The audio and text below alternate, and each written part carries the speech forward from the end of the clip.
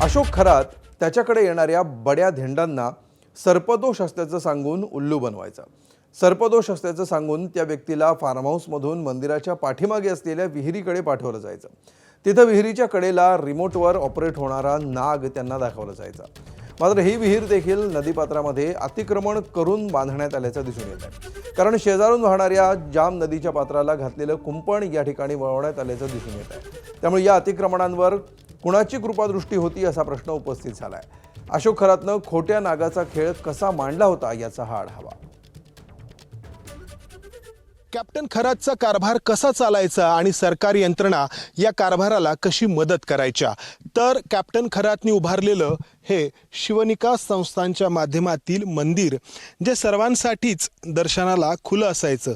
मात्र त्याच्याकडे जी बडी धेंड यायची, जे मोठे राजकारणी यायचे, त्यांच्यासाठी विशेष अशी सोय या फार्म हाऊसमध्ये केलेली असायची। आणि त्यातीलही जे अतिमहत्त्वाचे असे त्याचे भक्तगण असायचे, त्यांना सर्पदोष आहे असं सांगून हा कॅप्टन खरात या गेस्ट हाऊसमधून जो एक दरवाजा दिसतो आहे, त्या दरवाजातून त्या व्यक्तीला आंब्याच्या या बागेतून इथपर्यंत पाठवायचा। आणि इथे आल्यानंतर समोर ही विहीर दिसते आहे आणि या विहिरीच्या परिसरात त्या व्यक्तीला नाग दिसायचा, जो अर्थातच रिमोट कंट्रोलवरती ऑपरेट व्हायचा।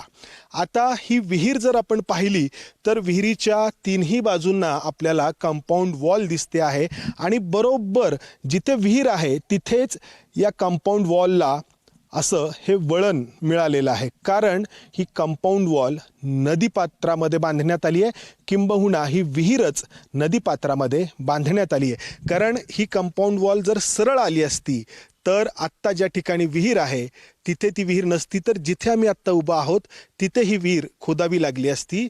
मात्र कॅप्टन अशोक खरातच्या राजकीय प्रभावामुळे अक्षरशः नदीपात्रामध्ये ही विहीर खणण्यात आली आणि ही कंपाऊंड वॉल वळवण्यात आली, कारण या कंपाऊंड वॉलच्या पलीकडे नदी वाहते आहे आणि बारमाही पाणी या विहिरीला मिळावं यासाठी नदीपात्रामध्ये ही विहीर खोदण्यात आली आणि कंपाऊंड वॉल वळवण्यात आली। ज्यातून आपल्याला लक्षात येतं की राज्याचा जलसंपदा विभाग, वेगवेगळे विभाग कसे या कॅप्टन अशोक खरातच्या पायी लीन होत होते आणि त्यातून हा सगळा कारभार इथे सुरू होता। कॅमेरामन अमोल गवाळेसह मंदार गोंजारी, एबीपी माझा, मिरगाव, नाशिक। तर अशोक खरातच्या फार्म हाऊसमध्ये पोलिसांना पिस्तूल आणि जिवंत काडतूस सापडली आहेत। मात्र 5 काडतुसांचा वापर झाल्याचंही आढळून आलंय आणि या 5 काडतुसांच्या रिकाम्या पुंगळ्या पोलिसांना आढळल्या। त्यामुळे अशोक खरातनं नरबळी देण्यासाठी त्याचा वापर केला असावा असा संशय पोलिसांनी व्यक्त केलाय। जिथे या काडतुसांचा वापर केल्याचा संशय आहे त्या कॅप्टन अशोक खरातच्या फार्म हाऊसच्या परिसरातून आढावा घेतलाय आमच्या प्रतिनिधींनी। कॅप्टन अशोक खरातच्या याच आंब्याच्या बागेमध्ये नरबळी दिल्याचा संशय पोलिसांनी व्यक्त केलाय।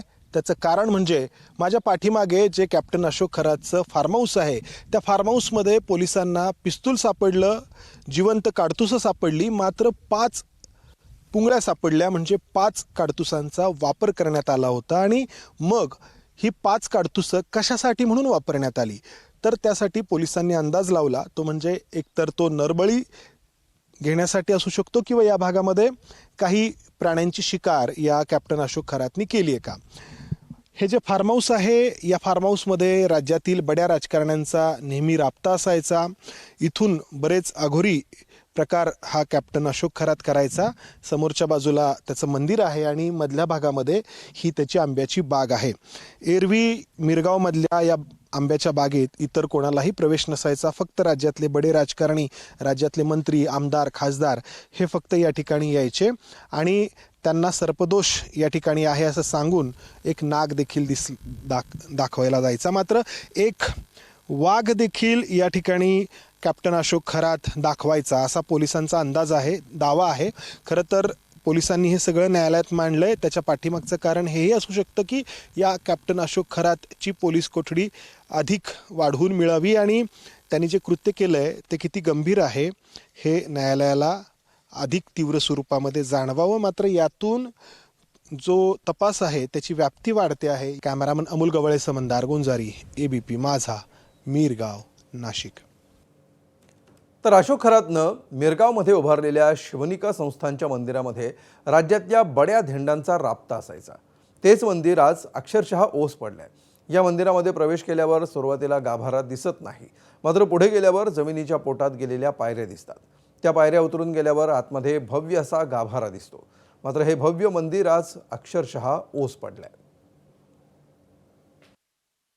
कॅप्टन अशोक खरातनी 2004च्या आसपास या मिरगावमध्ये जागा खरेदी केली आणि त्याच्या भोंदूगिरीला सुरुवात झाली. त्यातून अमाप पैसा तो मिळवत गेला आणि त्यातून मिरगावमध्ये हे भव्य असं शिवमंदिर उभा राहिलं.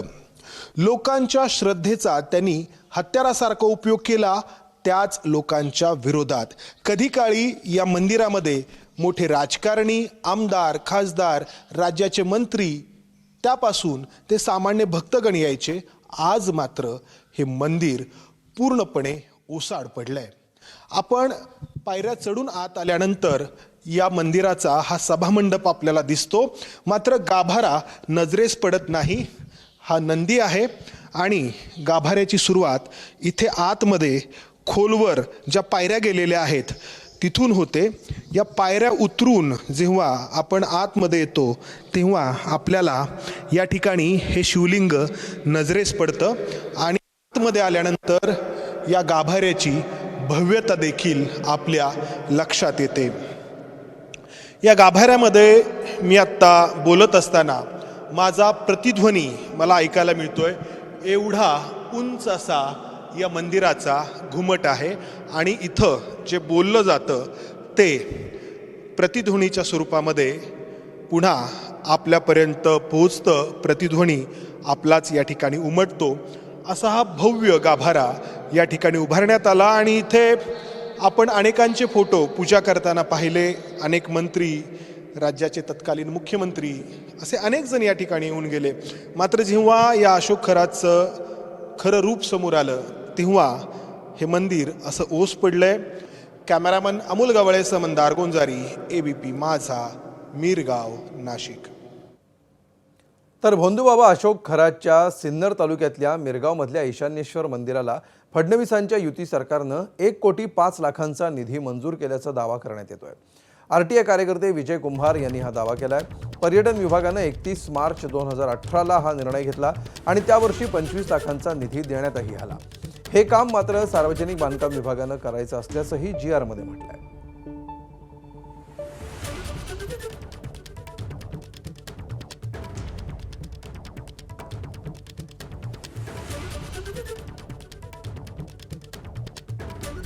हे जे काही स्ट्रक्चर आहे त्याला मंदिर म्हटलं झालं गेलं आणि त्याच्यासाठी 1,05,00,000 रुपये मंजूर झाले आणि 2018 साली ते पैसे त्यातली 25 लाख रुपये खर्च करायला मंजुरी मिळाली.